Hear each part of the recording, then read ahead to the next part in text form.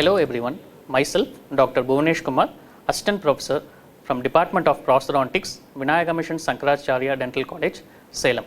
So today's session will be about dental surveyors. So in this session, we'll be seeing about what is a surveyor, what are the different type of surveyors available, and what are the surveying tools that are available, and how we'll plan doing a surveying master cast so that we will have a proper fabrication of removable partial denture. So coming on to the introduction for a dental surveyors, it was before 1900s. People who are fabricating the dental process was mainly using just their eye vision to see what are the undercuts that are there or what are the interferences that are there in fabrication of a removable partial denture. But it was after 1918 on the introduction of surveyor in the field of dentistry that has got a revolution such that we can plan and fabricate a processes without having a interferences while placing and removing, and it made ease for both the dentist and also for the patient. So before going into this, we should know what is surveyor and what is surveying. Surveying is nothing but analysis and comparison of the prominences of intraoral contours that are associated with the fabrication of a processes, and surveyor is a device or an instrument that helps us in fabrication of a surveying of a cast. So what are the main objectives of surveying? First objective is to reveal the favorable and unfavorable physical characteristics that of the mouth that are favorable for the processes fabrication, and it will give certain amount of retention. Second will be to determine a guided path of insertion so that it doesn't have any interferences while placing and removing the processes. Third will help us to determine the design that resists the unseating of the processes once we place and remove. And fourth will be to delineate the unfavorable undercuts that are not required for fabrication of the particular processes. So when we see about designing of the process, 5 major factors are involved. First is retentive undercuts, second will be the interferences, third will be the aesthetics of the processes, and fourth will be the guiding plane. These all 4 factors together will have an effect on the path of insertion of the particular processes, which will lead to the proper design of the processes. So by encompassing all these factors like retentive undercuts, interferences, aesthetics, guiding plane and path of insertion, we will land up on designing a processes that is very fit and perfect for the particular patient. So let's move on. What are the different parts of surveyor? As such, surveyor is an instrument, so it will have an n number of parts, but the major part will be, first will be the platform. Platform is which forms a base for a particular surveyor. So in the platform we will have a cast holder or a surveying table. So this cast holder basically will hold the model over the cast, so that you can plan the marking on the cast easily. Then we have a vertical arm, then we have an horizontal arm. So the horizontal arm, from there we will have the surveying arm, and the surveying arm we have the mandrel, which helps to log the various surveying tools that I will be explaining in the later part of this presentation. So it was in the year 1918 Dr. A.J. Fortunati who introduced the use of surveyor into dentistry, after which the whole concept of surveying was brought into the fabrication of removable partial denture. And in 1918 he used a surveyor which he named as a bridge parallelometer, and he mainly used the bridge parallelometer for designing and fabrication of a precision attachment work for a distal extension removable processes. And in the images you can see the bridge parallelometer that he used to check mainly the angulation of the abutment and at what level we can have the attachment for that particular case. It was in the year 1923 the company called Ney Company, JM Ney Company, who commercially started using the fabrication or designing the instrument, and they named it as a surveyor, and they brought into the use of dentistry as a commercial value. And these are the images which show the commercial or the first commercially available Ney surveyor that was used in the year of 1923 and further on. But most commonly available surveyors when we take, it can be either Ney surveyor or Jellicoe surveyor or Williams surveyor. But there are 3 different commonly used surveyor, but there are certain differences among all 3. First, when we see about the horizontal arm, in Ney surveyor it is fixed in nature. But when we see about Jelenkos and Williams, it can revolve. The horizontal arm is not fixed in Jelenkos and Williams surveyor, it can revolve in either direction. When we see about the surveying arm in the NACE surveyor, it is more of a passive kind. But when we see in Jelenkos surveyor and also in Williams surveyor, it has a spring loaded one which you can pull and push while doing the surveying of the particular processes.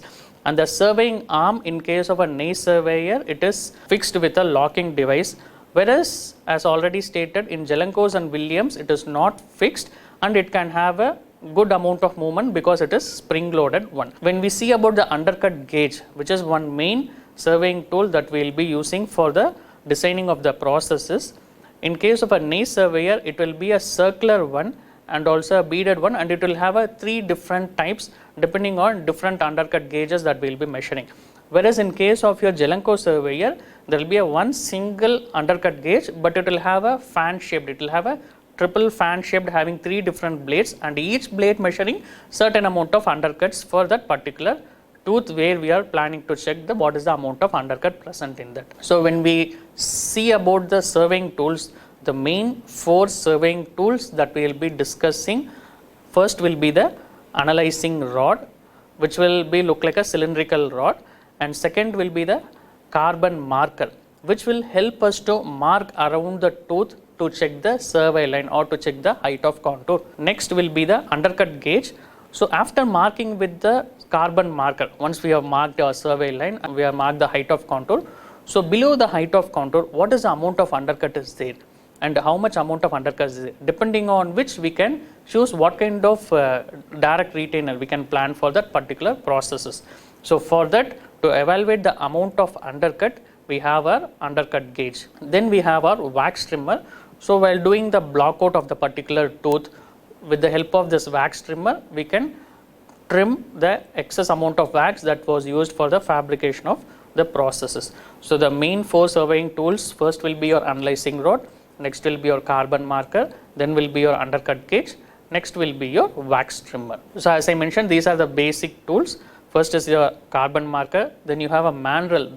The mandrel helps in holding all the different types of analyzing rod or your undercut gauge or your wax trimmer.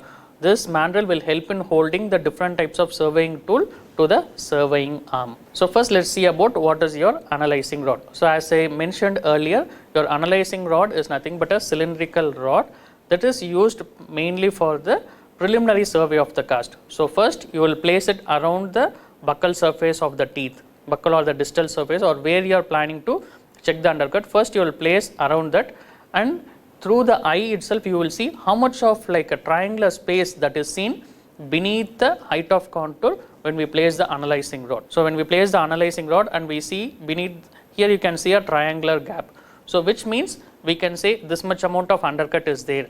So this is just an arbitrary or preliminary checking of the particular tooth which you are taking as an abutment to see how much amount of undercut is there. So the main purpose of your analyzing rod is used for the preliminary survey of the cast and also to check the what is the amount of angulation of the teeth that the particular abutment teeth possess before taking it into consideration for the planning of removable partial denture. Next will be the carbon marker. So first we have seen through the analyzing rod, this amount of undercut will be there. This is the angulation of the teeth. Fine. Next, we should quantitatively record or quantitatively measure the amount of undercut is there. Before going for it, we should, with the help of the carbon marker, we should mark the survey line. So basically the carbon marker will have a proper visualization of the analyzing rod's work by drawing a survey line around the teeth. So the carbon marker that is used for drawing the survey line will mark the height of contour of the particular teeth. So the region below this survey line can be used for the retentive purposes, which will help us in fabrication of the processes with a proper retention. Next, the third tool that we will be using is mainly our undercut gauge. So this undercut gauge, there are like 2 different types. In case of a Jelenkos one, we have a fan shaped 3 beaded one measuring different amount of undercut in each blade. In case of a NACE surveyor, the undercut gauges will be separately given in 3 different values. So according to Stewart, the values will vary from 0.1 inch, 0.1015 inch and 0.020 inch. In case of a McCracken, it will be 0.01, 0.02 and 0.03. But only difference, in case of a NACE survey, you have a 3 different undercut gauges. In case of your Jelenkos, you have a 1 undercut gauge having 3 different fan shaped extensions, each measuring different type of undercuts value. The fourth one will be the wax trimmer. This is used to trim off the excess wax while you are planning for the designing of the particular process or blocking out the undercut, so on. So coming on to the survey lines primarily stand for the height of contour. When you have an abutment, and the survey line will mark and show what is the highest point in that side of the teeth below which you can use for the undercut, below which where the undercut is there and which you can use it for the retentive purposes. In 1916, it was given under the Protheros cone theory, where he considered the teeth as a long two-sided cone, where the middle base which joins both the cone is the height of contour. The region above this line will be termed as an suprabulge region, and the region below this will be termed as an infrabulge region. And the term suprabulge and infrabulge was given by Riemann in the year 1955. And Louis Blatterfin, he classified the survey lines in different values based on where the line starts and where the line ends in the abutment teeth, that where we are planning to give a process, where we are planning to give a retentive arm and reciprocal arm. So first he classified the abutment teeth, that is the teeth which is next to the edentulous space where we will go for replacement.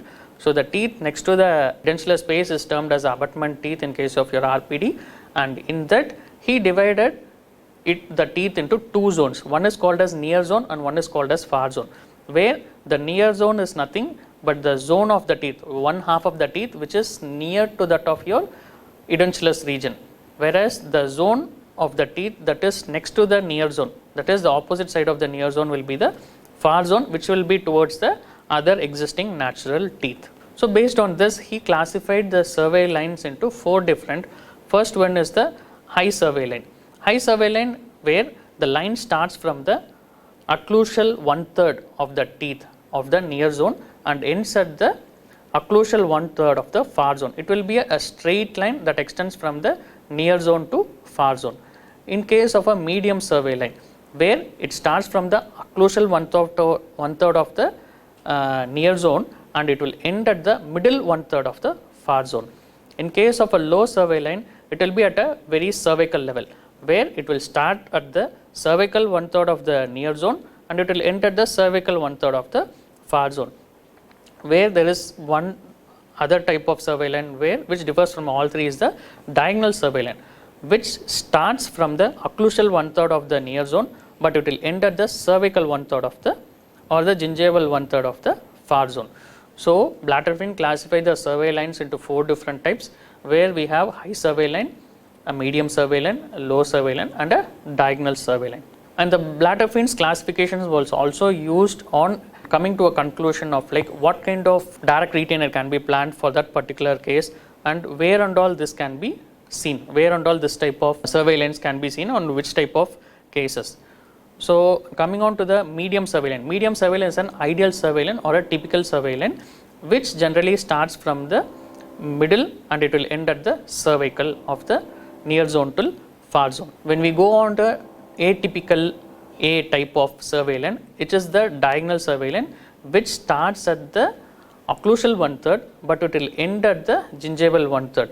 And this main problem is the amount of undercut that is seen will be very less, and this kind of survey line will be seen mostly in the canine and premolars of the oral cavity. When we go on to a high survey line, where it will start at the occlusal 1/3 and it will end at the occlusal 1/3 from near zone to far zone, and this kind of survey line is mostly seen in the lingual surface of lower teeth and also in the buccal surface of the maxillary teeth. Then coming on to the purpose of a surveyor. What are the main purposes of a surveyor? First will be a tripoding of a cast. Tripoding is nothing but an orientation of a cast. In our camera setup and all, we have a tripod which will help us to fix the particular orientation of the camera for the long use. Similarly, the cast that we are planning for a surveying, the same cast will be duplicated from diagnostic cast till the master cast, and even the master cast will be duplicated as a refractory cast, which will be used for the casting purposes. So the same orientation should be transferred from diagnostic cast to the master cast, then to the refractory cast, and the same orientation should be brought back. So to fix the orientation of the particular cast, you will be doing a process called as tripoding, where you will be marking 3 points, because in our spatial arrangement, to fix any particular thing, you will be marking in 3 axes, x axis, y axis and z axis. Similarly, to orient this model in a particular place in the surface, you will be marking 3 different points. In case of your model, you will be marking 3 different points, 1 at the anterior and 2 on the posterior. So you are fixing the plane, particular plane for the model. So even if you change n number of times in a different surveyors, the orientation of the cast is fixed. So that process of fixing the orientation by marking 3 different points is termed as a tripoding, and you have like 7 to 8 different methods of tripoding the particular cast. But in this end of the session, I will tell one commonly used tripoding method for the particular cast. So the purpose of survey is tripoding the cast, surveying of the master cast, contouring of wax pattern, placement of internal rest and rest seats, and machining of the cast restoration with the help of the wax trimmers while doing the fabrication of wax pattern for the particular abutment or parts of your removable partial denture. What are the step-by-step procedures that helps us in surveying a particular diagnostic cast? First procedure in surveying is the orientation of the model. So first we should orient the model, and next will be the cast tilting, whether to get more amount of like undercuts, should we tilt the cast labially, should we tilt the cast buccally, or should we tilt the cast mesially or distally, will be done during the process of cast tilting. Next, using the surveying tools. As we said, the first surveying tool that we will be using is your analyzing rod. So first, using the analyzing rod, we will check how much amount of undercut will be there, or is the teeth is like too much angulated. The abutment teeth that we are planning to use will have any amount of like angulation, or is it fine? That will be checked with the help of analyzing rod. Next, with the help of a carbon marker, we will mark the survey line, will mark the height of contour for that particular teeth overall, both in the lingual side, on the buccal side, on the distal side of the particular teeth. Once the survey line is marked, now we will use our undercut gauge. Using the undercut gauge, we will measure the amount of undercuts that are present in that particular teeth. So once the undercut is measured everything, then we will have, okay, this much amount of undercut is there. Okay, then if this much amount of undercut is there, we can plan either a direct retainer, either a circumferential clasp or a gingival approaching clasp, depending on the amount of undercut and the location of the undercut on that particular abutment teeth. And if any interferences is there, that can also be checked with the help of surveyor. If the interferences, if it is favorable, we can use it for the tight retention or the fit of the process. If it is unfavorable, if the interferences is not favorable for our designing, then we can mark and block out with the help of wax, and we can block out properly with the help of our wax knife. Once everything is set, we will do the tripoding of the cast, and the orientation of the cast is secured. This is the whole sequence that is followed in the process of surveying. First, as I said, will be the orientation of the cast. Always when you are orienting the cast, the anterior part of the cast will be oriented towards your vertical membrane of the particular surveyor and away from the operator. And the cast should be secured in a proper orientation with the help of a sticky wax or a plastic wax, or even you have a locking screws. And nowadays with the advancements, we have a magnetized orientation fixing the particular cast also there. So first the cast is oriented. Next we will be using your analyzing rod. Using the analyzing rod, it is just an eyeballing, placing the analyzing rod and check where the undercut is there, where we are having a good amount of triangle, everything and all can be seen with the help of analyzing rod.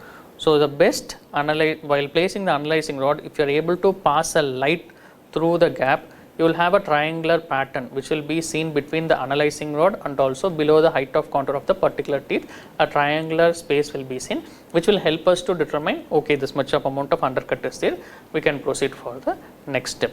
As we know, the next step is the marking of the survey line. So this marking can be marked both on the hard tissue and also on the soft tissue. On the hard tissue, that is on the teeth, if we mark the survey line, it will help us in giving the height of contour. If we mark it on the soft tissue, which will help us to determine the amount of undercut that is present on the soft tissue or the interference, and we can analyze whether this undercut can be managed while fabrication of process and used for the betterment of the processes, or whether this undercut should be like removed or eliminated for the proper and easy fixing of the prosthesis. And this carbon marker are 5H pencil graphite, the lead what we have in the 5HB pencils, that is the same lead will be used for the fabrication of the carbon marker for the surveying tools. After your analyzing rod, then your carbon marker marking the survey line, next comes the undercut gauge. So this undercut gauge is used to measure the amount of undercut. So this undercut can be measured with the help of undercut gauge. There are like two different types of undercut gauge, as I already explained.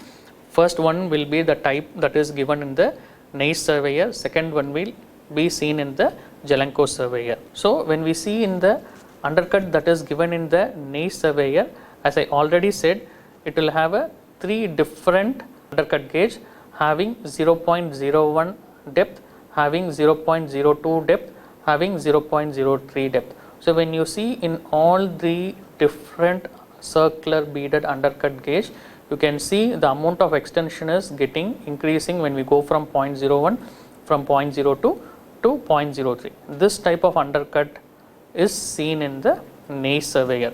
When we see about Jelenko surveyor, where it is given, you can see a fan shaped one having 3 different wings, but each wing measuring the depth at a 3 different sizes. The smaller wing will have an undercut measurement of 0.01, the medium one 0.02, and the larger one will be 0.03. So now we have analyzed and checked this is the amount of undercut. So if this is the undercut, means what we can check or how we can use it for the fabrication of a direct retainer. So when we see about the undercut utilization, when the undercut what we seen is 0.01, we can check for the cast retainers for the retention of the particular process.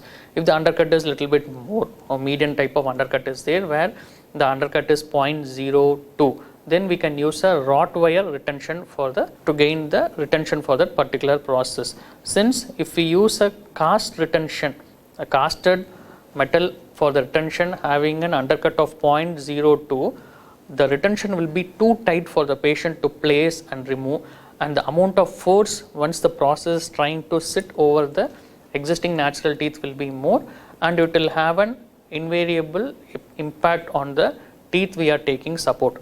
So when the undercut is 0.01, it is ideal to stick with a cast kind of retainers, but the undercut is little bit more. If it is 0.02, we can use a wrought wire. The wrought wire has the capacity to flex and go lock and to flex and come out, so it doesn't have that much amount of problem over the teeth that we are taking for an undercut or a retention. When the undercut is like more, if it is 0.03 or if it is more, that particular teeth is not used to take or taken into consideration to give a direct retention. Or we can modify the retention. We can do a certain amount of restoration for that particular teeth and reduce the undercut from more than 0.03 to somewhere 0.02. So if the undercut is more, we can do some restoration and modify. If there is no undercut, but that is the only teeth that is available to take and support as a retention, means how we can do?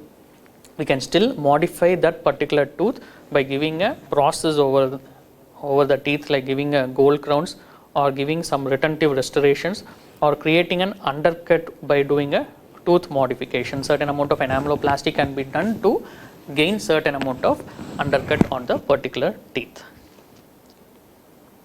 So next will be the tripoding. So first is the orientation of the model. Once the model is oriented, then we check for the cast tilting, and the cast tilting is fine. We have secured the position of the cast. Next comes using the surveying tools. The first surveying tool is the analyzing rod that we used. Next is we used a carbon marker. We used and marked the survey line. Then using the undercut gauges, we checked, analyzed what is the amount of undercut is there. once the undercut is like evaluated, we have planned, okay, this kind of restoration will give, retainer will give either a cast retainer or a wrought wire retainer or some modified retainer. Okay, once the retainer for that particular is planned, then we checked for interferences in the soft tissue or any other. If nothing is there, we will just block out with the wax, and using a wax knife we have blocked out completely. Then once the model is fine for the fabrication of the framework for the receive the removable partial denture, means we should fix the orientation. To fix the orientation, we have the tripoding of the particular model. There are like different types of tripoding to fix the orientation of the model. One basic method in fabrication or in fixing the model for help us to tripod the cast is having a 3-point orientation. You can see the carbon marker is placed to the mandrel of the surveying arm, and once the cast is like already fixed, you will run the surveying arm in 3 different points, one in the anterior region, 2 on the posterior region. So the anterior region, you will give a marking over the antral slopes of the hard palate, you will have a marking, and 2 markings on the either side of the posterolateral slopes of the hard palate. So these 3 points is like fixed, and the same model, if you transfer it in any different types of surveyor, while having the carbon marker hitting these 3 points will help us to give the orientation of the model, and it is fixed for that particular surveyor. So this is a basic and simple method of fixing the orientation on different types of surveyor having a same model in hand. So once this tripoding is done, now the model is ready for next procedure, like duplicating the model by using a refractory material. The refractory cast is made. Over the refractory cast, you will do the wax button, do a casting. Then once the casting is completed, you will trim, finish, polish. The framework will be checked for the fit on the model or the master model where you have done your tripoding.